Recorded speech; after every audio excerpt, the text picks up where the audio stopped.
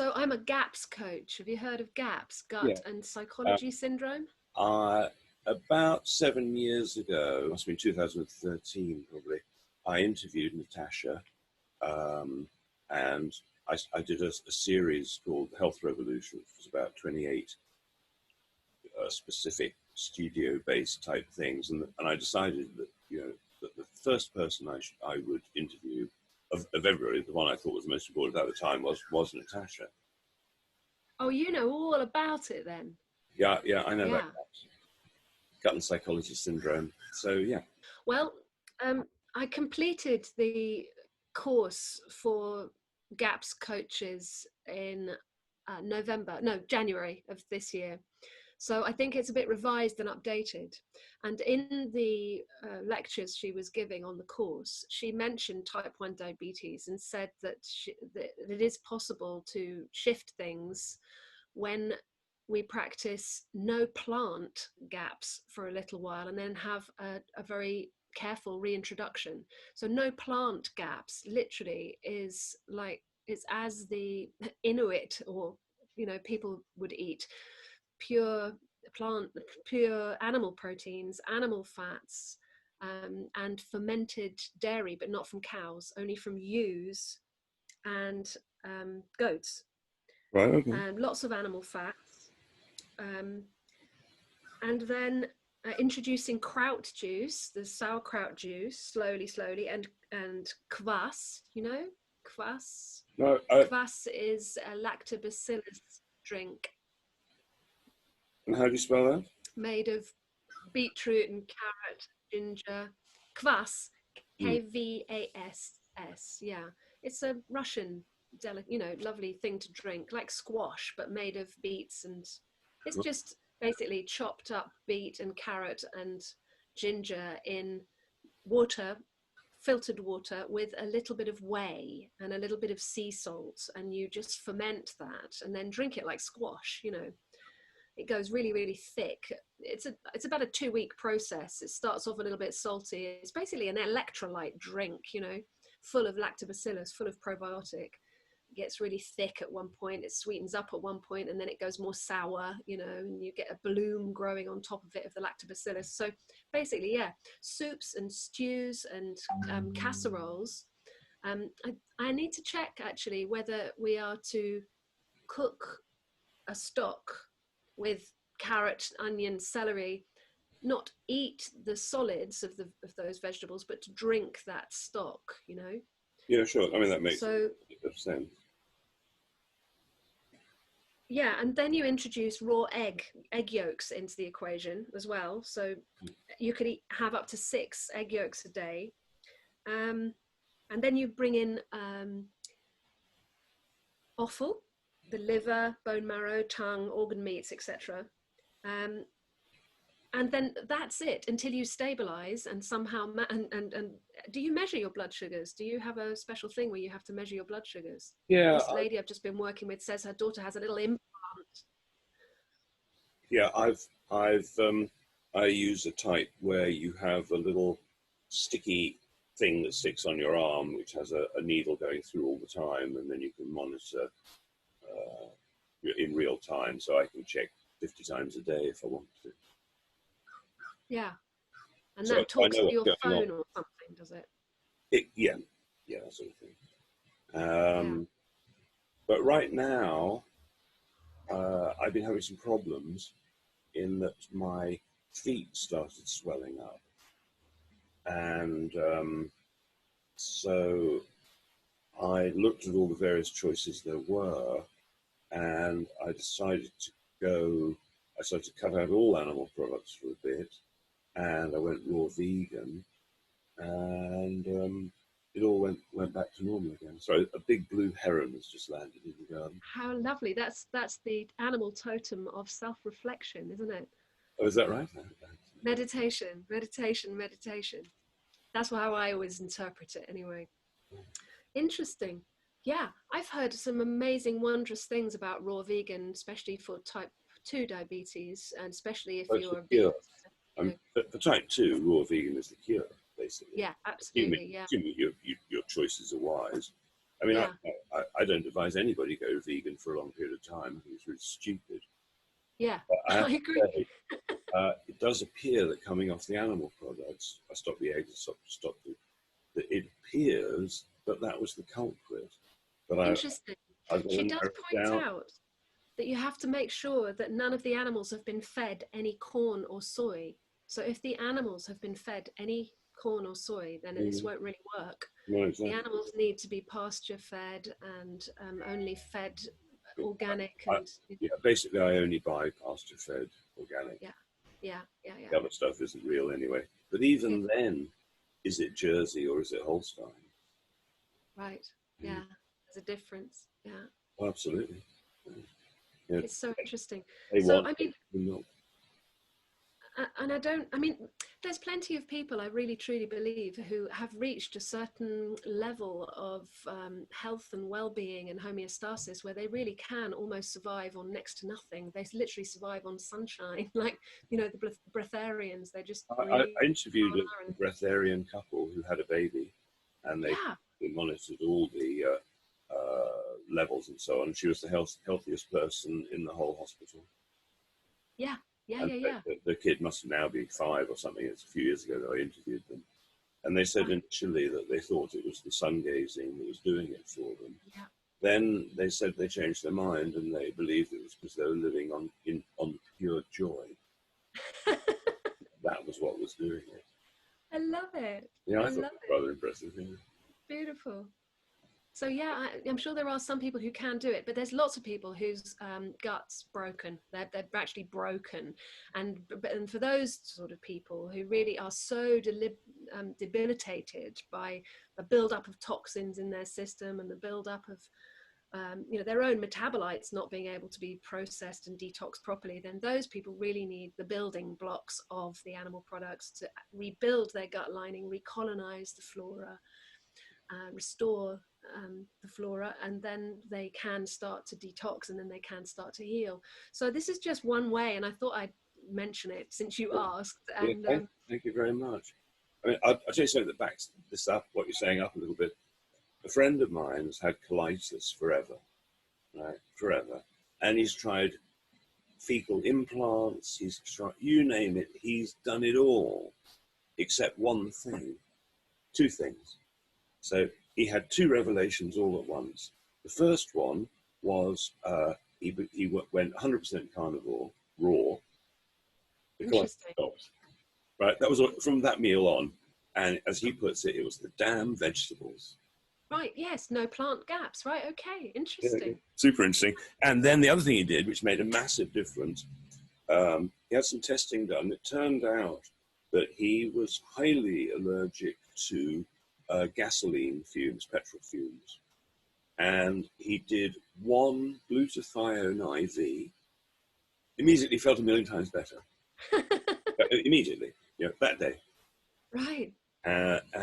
So I've interviewed him. It's on my YouTube channel. It's an interesting one. Yeah, I mean, more Wow. and more people are coming out of the closet that they're closet meat eaters. Yeah. My ex business partner, he was vegan for years. No, well, he tried every diet. He tried it all. Juicing, vegan, veggie. Then he went 100% carnivore, and he looked the business. He was muscly and everything like that. The only thing was that he, in my opinion, it might have just been me, but he got really angry, Yeah. and I just felt that was the meat doing it to him. Probably the adrenaline from the animals, being. Yeah, the way they're slaughtered. Yeah. I've kept pigs and chickens on my little small Me holding, too. Me and too. the way we usually dispatch them, and you're not allowed to sell the meat when you kill it at home, when you slaughter at home. And I've read all the humane slaughter documentation that's necessary for one to do it that way.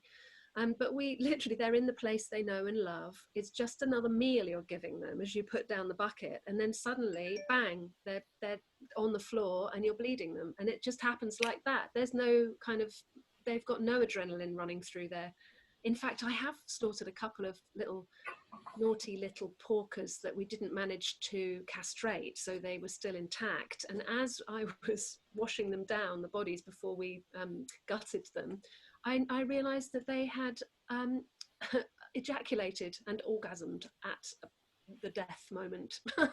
Wow. So that's what was running through their their system when we slaughtered those two. Wow. And I feel as though that's the way it should be. You know, we love our animals. I love my animals to bits, and I'm a slave to them almost, in that I go and collect the waste from the back of the grocery, the biodynamic organic grocers in the village, and I bring them sprouted beans and barley. You know, they're so fit, so healthy. They eat, they eat the back end of the chicken stock pot and the back end of our meals as well. And they're super fit, super fine, super happy, tickle your tummy piggies, But the deal is, I'm a slave to them for 2.5 years. They get to express their pigginess, really, really enjoy themselves, rootle around, do what they like, in the mud wallow, and they get fresh beds of straw and all that. And then I get to eat. It's like, that's the deal, It's like, are you aware of I'm sure you are aware of the Weston A. Price Foundation? Sure. Yeah, exactly. Yeah.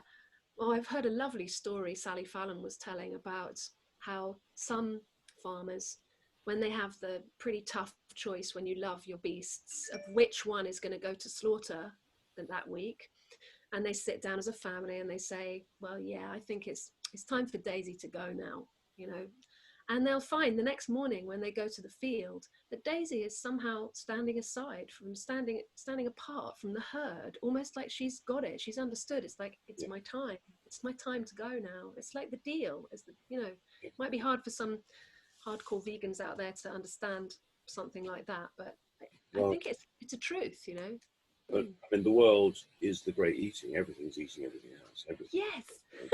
that is the world. I mean, I say to vegans that I used to run a lie detector company, and I was in contact with America's leading lie detector guy, the one who did the big cases, the one who was always on TV, the big stuff. And he, back in the 70s, he had a big rubber plant in his office, big one. He wired it up to the lie detector, switched it on, then he thought to himself, I wonder what would happen if I cut a leaf off and the plant reacted. Right. He then took things like pots of live yogurt, split them into two, put the probes into one pot of yogurt, stirred strawberry jam into the other one in the other room. The yogurt goes mental. Wow.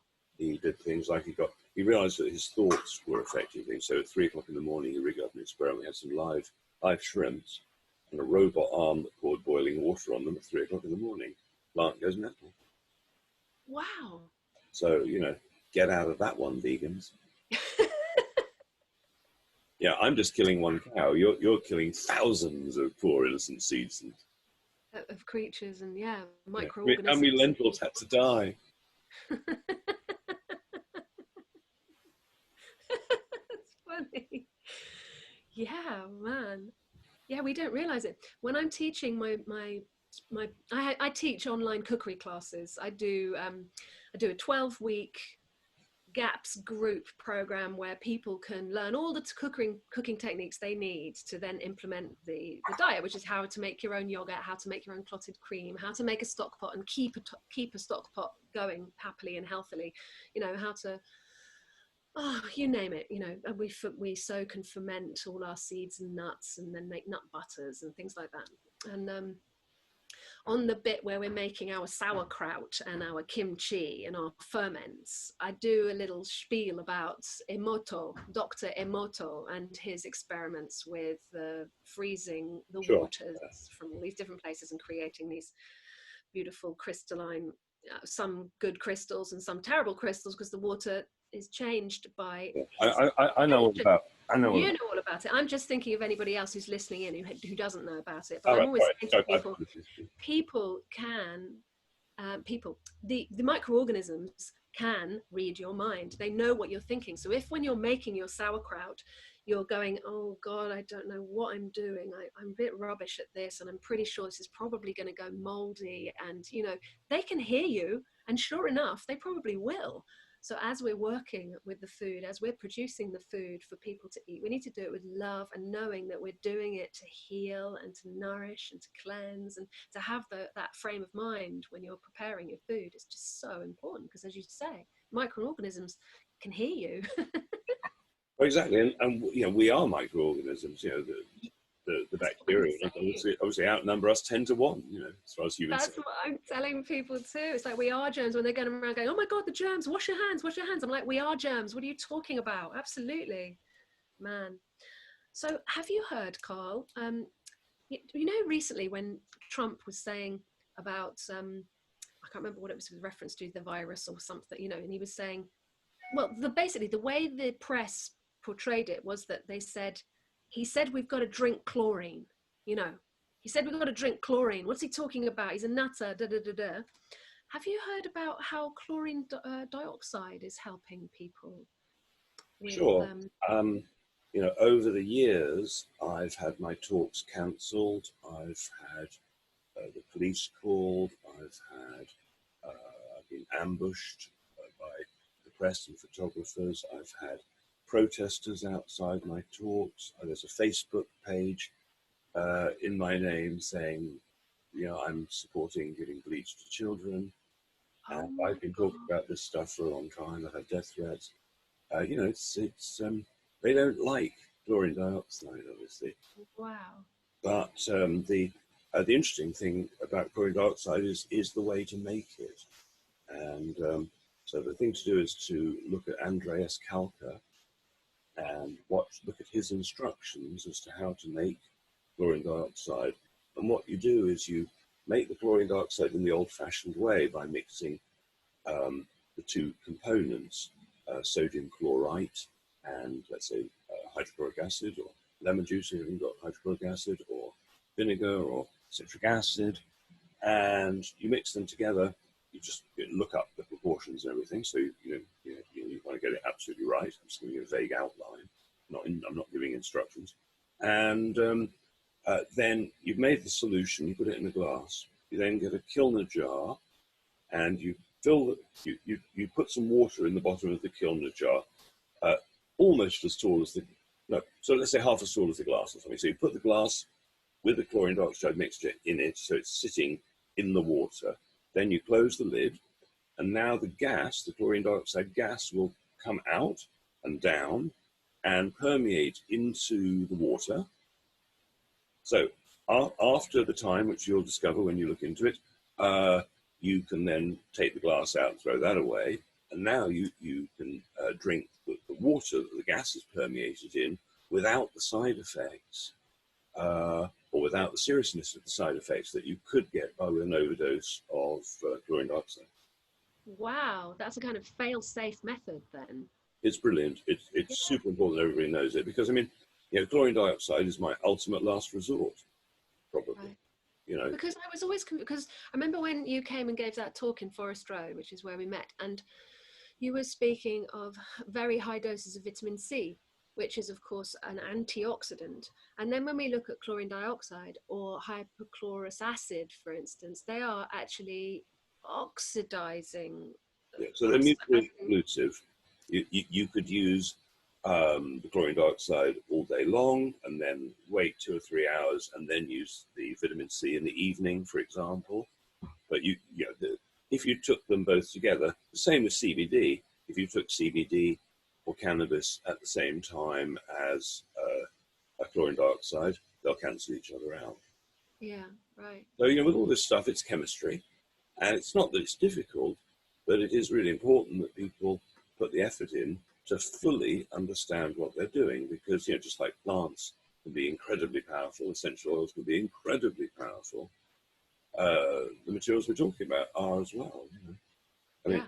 I find it interesting that just look at the metals like phosphorus and potassium and magnesium and sodium and lots of the metals. If we're mainly water, so if you chuck a lump of sodium in a body of water, it explodes in flames. You know, and we're putting in these highly explosive water-reactive chemicals into our body. It's amazing. Yeah, we're still here. We are remarkable beings, aren't we? With Yeah. unbelievable regenerative powers. And yeah, with an alchemical factory in our liver, and yeah, just remarkable, just And remarkable. not according to doctors, because according to them, we break, we pack up, we've got old, it's our DNA, it's our genes, it's our fault, it's our everything. And these drugs will sort you right out. Yeah. Yeah, I Yeah. cannot for the life of me work out why the information that I've learned about food as medicine, so simple, isn't what they're teaching at school. I mean, maybe, okay, these chemical things that we're talking about might be a bit complicated, whatever, but literally the stuff that I'm doing is just food. It's just food. It's just the way you eat it and the type of food, the order you eat it in, and just, steering clear of complex, refined carbohydrates. It's as simple as that, really. No sugars. Well, no refined sugars, but plenty of sugar, really, because you can have honey and dried fruit. And I mean, you can't get more sugary than a date. It's like a toffee, for heaven's sake.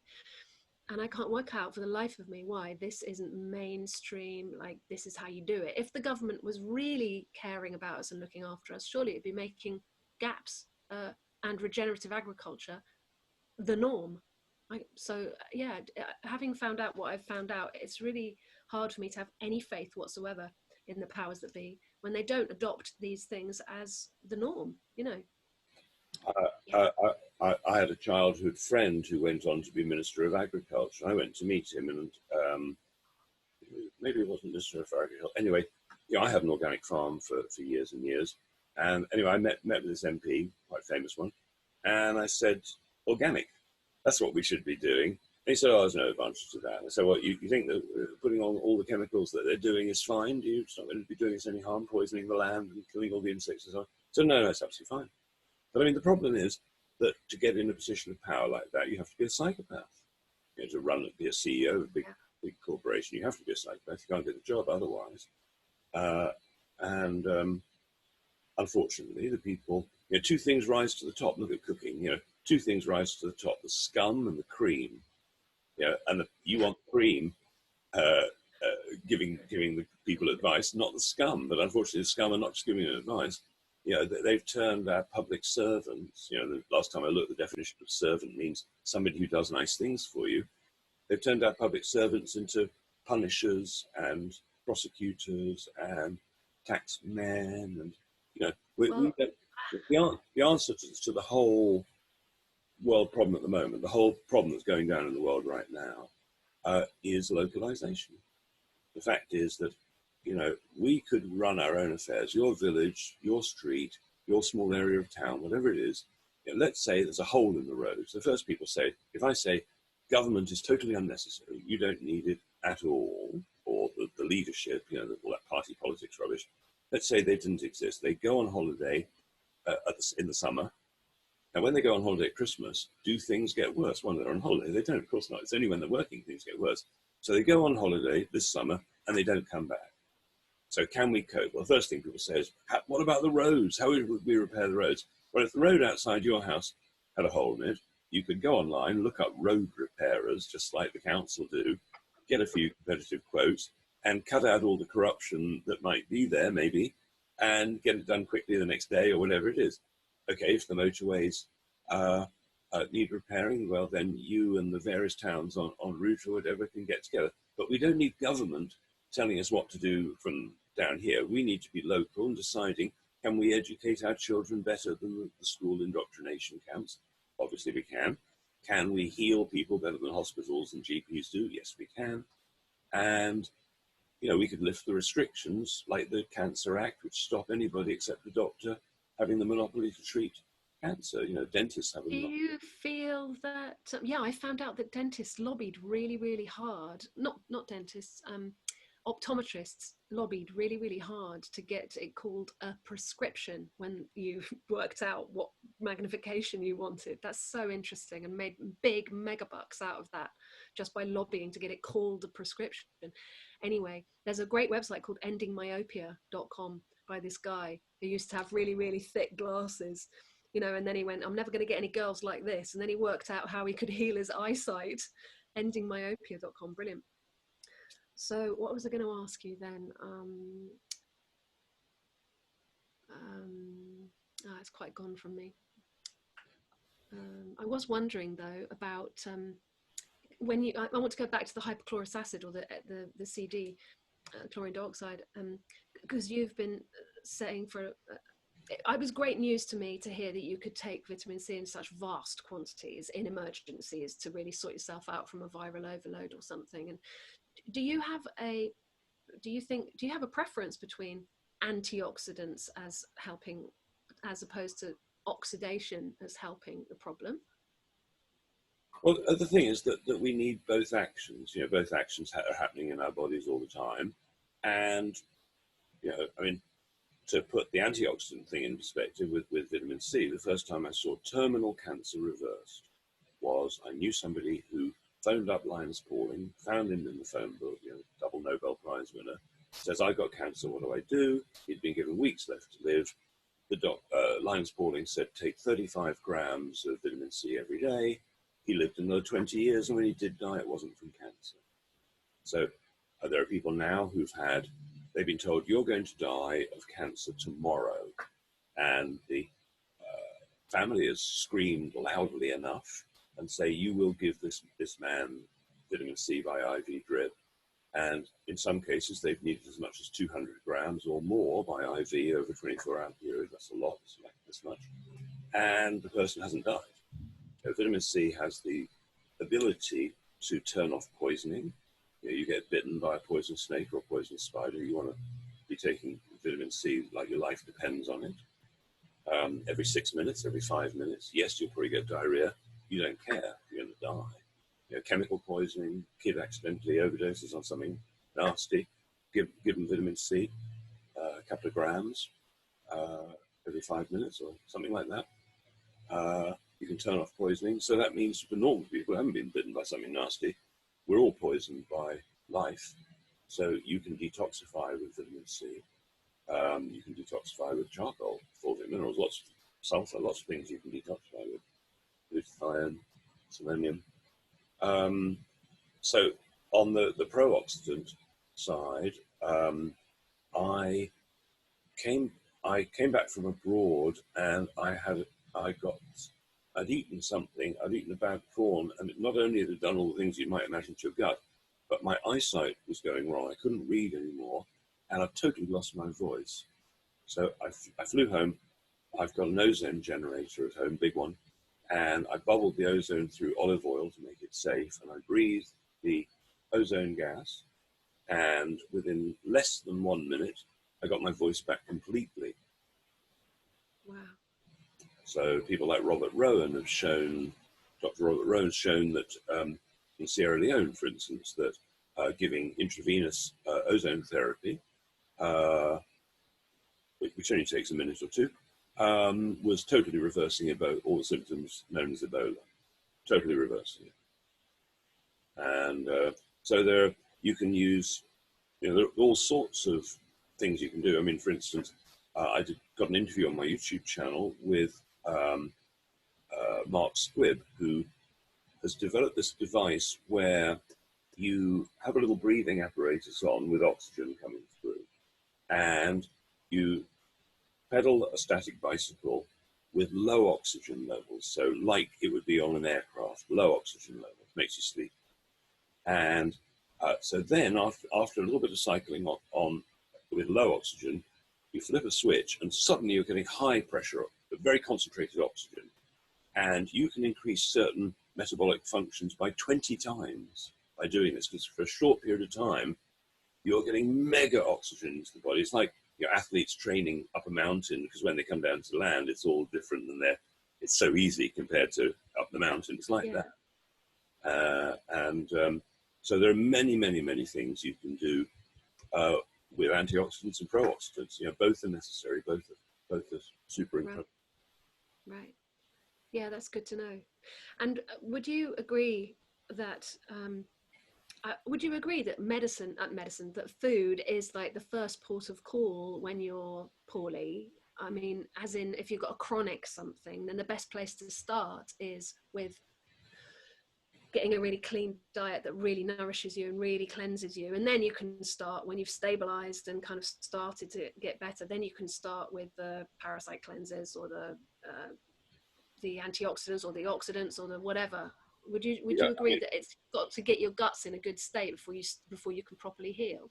um, well, I mean, we are what we eat, and almost everybody is massively toxically poisoned and Yeah. massively depleted on almost everything. You know, it's the fats, the amino acids, the minerals, the vitamins. Everybody's low on everything, basically. I mean, I spent some years testing everybody that I came across, thousands of people, and you know, there are some things, particularly magnesium, but everybody, even the ones who were taking it, were low because they weren't taking enough. You know, stress burns up magnesium, and you know, who put your hand up if you're not stressed. Yeah, these days. Yeah, part of the GAPS protocol is Dead Sea salts baths, Yeah, Epsom salts baths, very frequently. Yeah. yeah, yeah, absolutely. And magnesium chloride, as a type of magnesium to have a bath in, would probably arguably be even better. But you can mix all. I prefer the Dead Sea salts. That's magnesium chloride, isn't it? It is. 47%. And then, yeah, the rest of it is all the minerals, other minerals out of the sun. Whereas I think though a lot of GAPS people are sulfur deficient. And I think that's why the Epsom salts are good because they're Yes, although, sulfide. yeah, yes, I mean, great for sulfur. But then again, if you ate a lot of garlic, you could get a lot of sulfur. Sulfur in eggs, sulfur in broccoli, sulfur in a number of things. But I mean, you know, people use garlic maybe too often, myself included, because I like its flavour almost everything. But if it's used as a medicine every now and then, and you know, you eat some raw garlic. Uh, Interestingly, there's a great book which I was reading recently about how to prepare foods properly, and it said with garlic, yeah, the real benefits obviously when it's raw.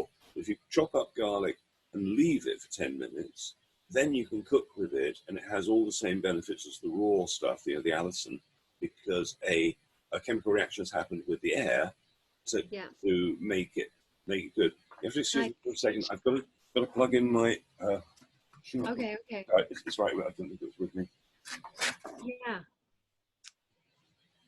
Yeah, we always crush our garlic in a pestle and mortar and leave that in the air to oxidize a bit or whatever it does. Because, yeah, it creates that allicin, doesn't it? Which is a whole new medicine. It's like an alchemical reaction.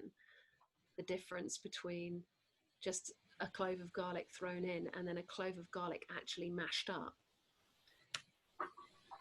So, with your cooking classes, are you have you got a book yourself, or is the sort of Sally Fallon's sort of book No, of I haven't written life? a book. People are always saying to me, "When are you going to write a book? When are you going to write a book?" Yeah, I just do online teaching, online coaching. People can reach me one-to-one via Zoom, or basically what I like people to do is come on the course, which is a 12-week thing. It's 1 hour a week for 12 weeks, because you can't expect to change your diet overnight. You've got to commit to it, you know, and bringing in one new habit every week. So getting on top of a stock pot and getting on top of using soups and stews, and then getting on top of how do you make sauerkraut, getting on top of how do you make, there's quite a few techniques that if we want to remember how we used to cook back in the day. I used to be called Grandma Alchemy's Kitchen, you know, grandma alluding to the wisdom of the ancestors and the alchemy, the transmutation of these poisons, you know, and increasing the value of foods, as you just said, by crushing your garlic and leaving it for a little while, totally transmutes it into something completely different. It's an alchemical reaction. You get a magic allicin from it, which kills bad guys, bad gut bugs, and leaves your other gut bugs intact. And the kitchen is where it all happens. But now I'm called Timeless Cookery, as in I haven't got time to cook. And it's timeless wisdom of our ancestors, which we've kind of lost. People have forgotten how to cook. And I'm just a real kind of chop it up and chuck it in kind of person. I'm not a fancy chef, and I don't really know how to cook. But I've got to say that these techniques that I've been teaching people for the last 10 years, GAPS techniques, it's really like French cuisine.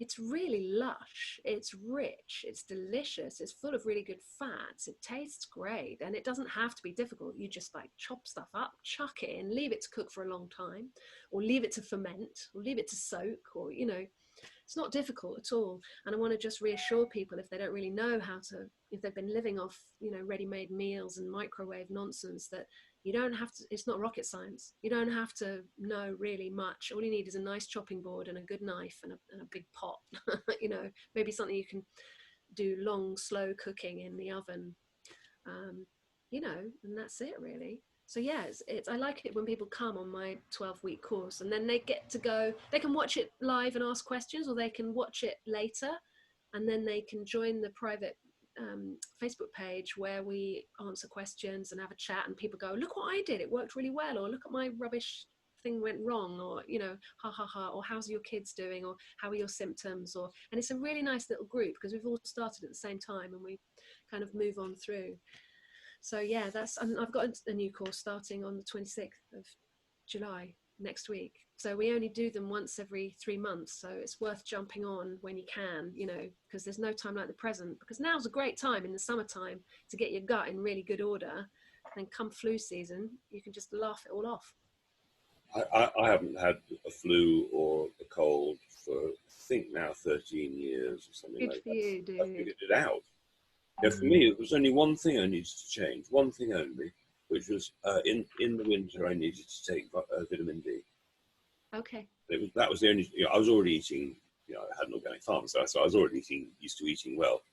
But that was the one thing. I was ran out of sunshine by the end of September or October or something. Yeah. And there's so many little things like that that people need to know about. Like, get on gaps, sunbathing is compulsory.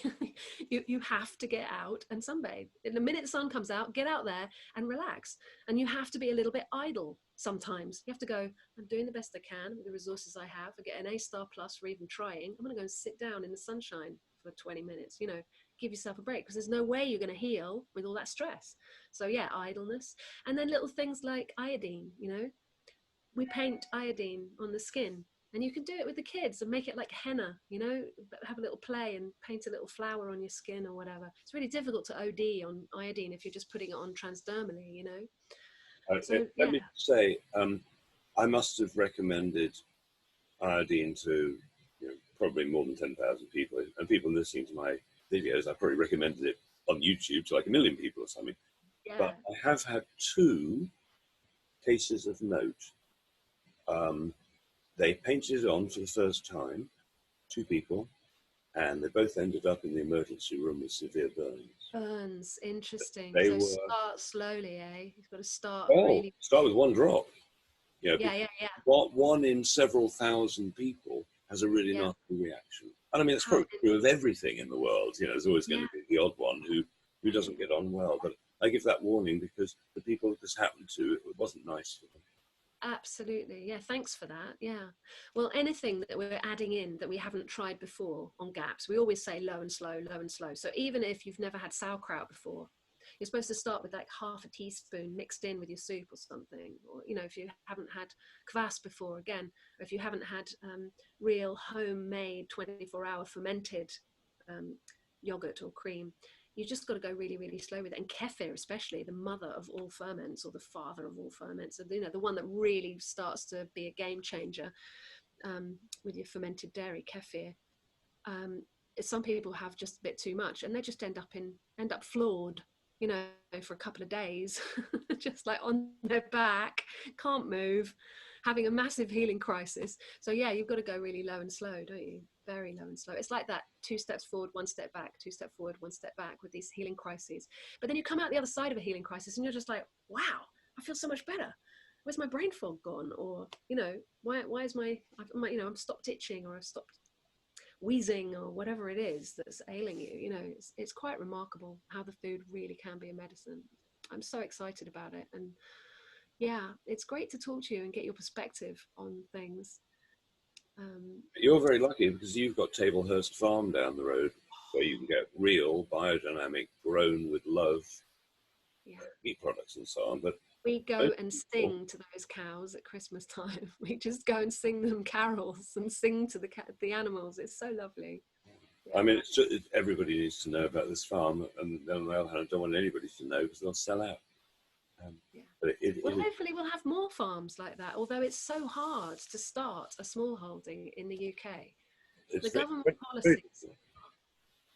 And who knows how to do it? I mean, how many biodynamic farmers are there out there? Not very many. Yeah. That's However, fascinating. The biodynamics just blew me away. I started a little CSA, a community supported agriculture scheme, at a community up the road from Tablehurst, and when I started the growing, all the women in the community said, you have to do it biodynamically. And I was a bit like, what's that? So they showed me a few books and sort of talked me through it a little bit. And of course, for those people who don't know, it's all to do with the moon cycles and the planetary alignments. And you get a little book and it says, today it's a leaf day. So it's a great day for planting salads and spinach and kale and whatnot. Today is a root day. So it's a great day for doing your potatoes, and which is kind of good because it splits it up into 4 different things. And then you don't get overwhelmed when you think, what am I going to do in the garden today? You go, okay, I'm okay. It's a flower day or a fruit day. And I did begin to notice as I was working biodynamically that when it was like a flower day, for instance, I'd come into the garden and all the flowers had popped out all of a sudden, and the bees and the insects were humming and swarming, and you know, and on a leaf day you'd come in the garden and suddenly all the leaves were just bing, you know, really with like dewdrops on all the little, you know, on the edges of the leaves, sparkling like diamonds. They just really looked amazing on a leaf day, you know.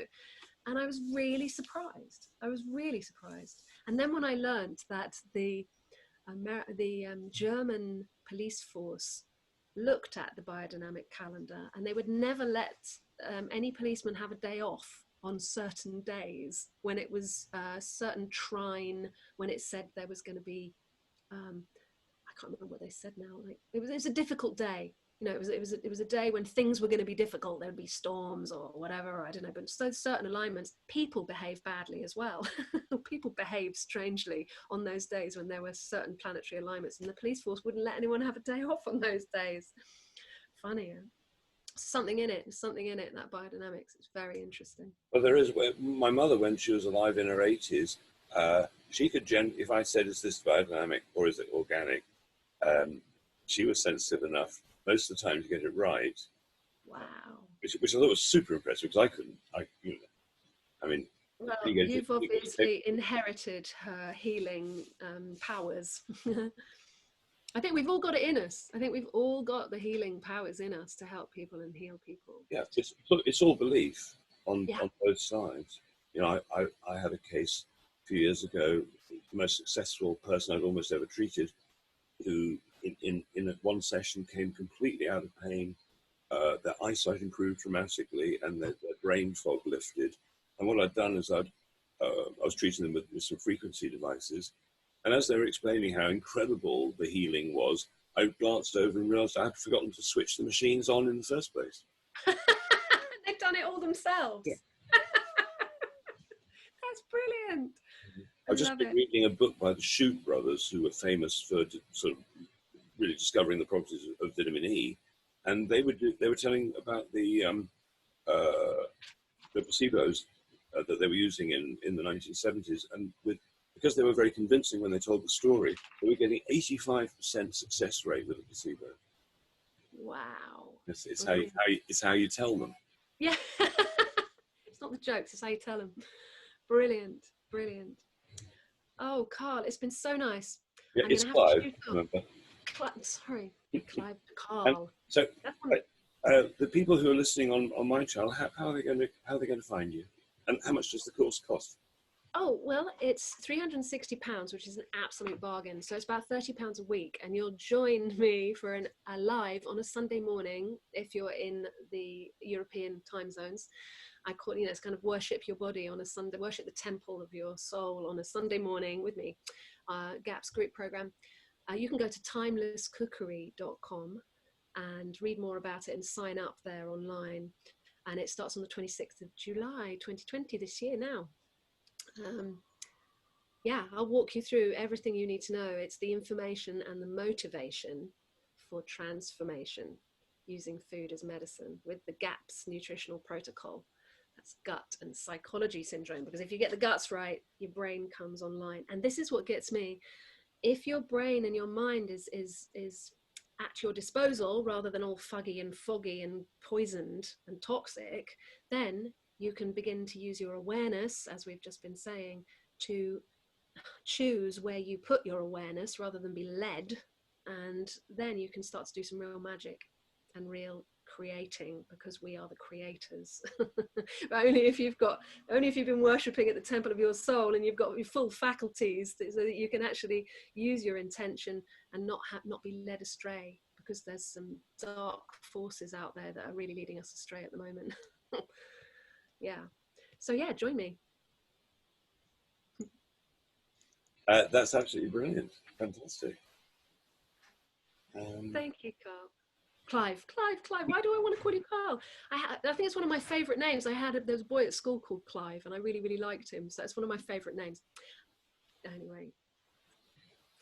Okay. Clive's a rare, so that's good. All right, brilliant, brilliant, Emma. And